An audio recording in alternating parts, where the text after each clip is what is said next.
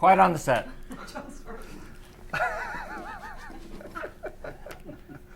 Hubble Space Telescope servicing mission 2, take 129.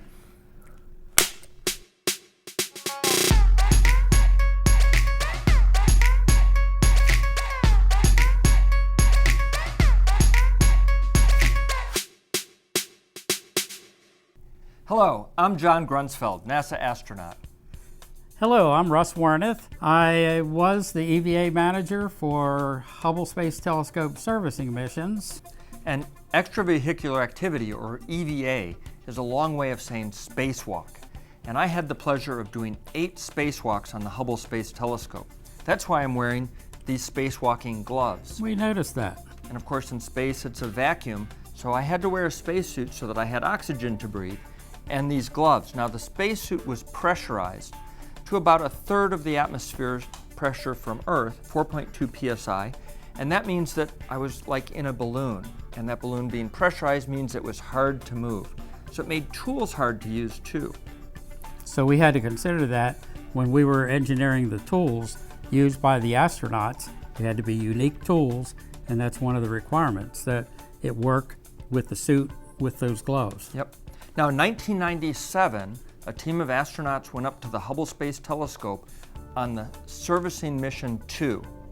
And on that mission, they used the features of the Hubble Space Telescope, things like doors that open and close, and instruments that can be removed using the suit to pull the instruments out, but you had to unbolt them first.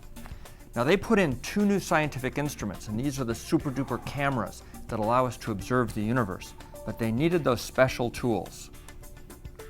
So we built what we call the pistol grip tool, and you can see by the ergonomics of it that it is easy to hold, although it does have a battery down here.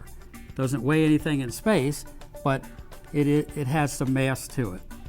And the advantage of this particular tool is it has a computer chip inside, so everything the astronauts did in removing or inserting fasteners, we had recorded the number of turns, the direction, the torque.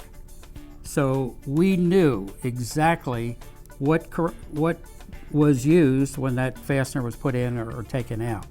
And that helped us in future missions. Yep. Now this tool was designed so that it could be used with a gloved hand in a spacesuit, a big paddle so that when you pull the paddle, it pulls the trigger to run the tool. It can run counterclockwise. You can switch it to clockwise. It runs at different speeds too. This was really slow. And you could program the torque for the tool, how much it turns or tightens. And all of that was very important. But there's one characteristic of this tool that's, I think, really unique.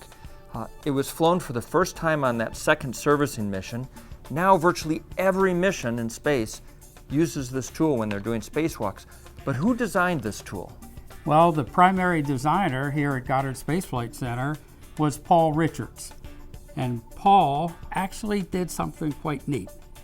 He later became an astronaut and flew on STS-102 to space station, and he used the tool that he developed here on the ground that we started using for HST and is also used by International Space Station. Yep. Virtually every spacewalk carries a tool like this. I think one of the things that makes humans unique, and certainly one of the things that makes it a lot of fun to work on spacewalks, is developing tools.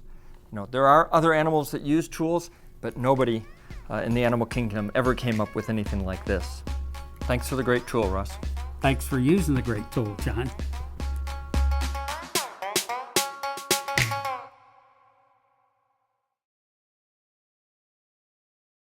And we have to tell you what EVA means. You didn't say EVA. Yeah, you got to say it first. I didn't say it? No. What did I say? I wasn't listening, but... Servicing missions. No, he didn't say EVA. Well, we thought a couple of terms that they use all the time on home improvement would be a best description of what we've done to the Hubble Space Telescope. And what we've accomplished is that we've rewired it, and we've added